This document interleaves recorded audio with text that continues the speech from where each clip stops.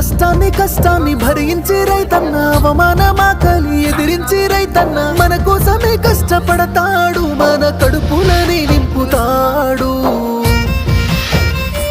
అయినా రైతన్నకి నాడు ఉండదు కంటి నిండా కునుకు, రైతన్నకే పూట దొరకదు కడుపు నిండా మితుకు. అయ్యో రైతన్నకే నాడు ఉండదు కంటి నిండా కునుకు, రైతన్నకే పూట దొరకదు కడుపు నిండా మితుకు.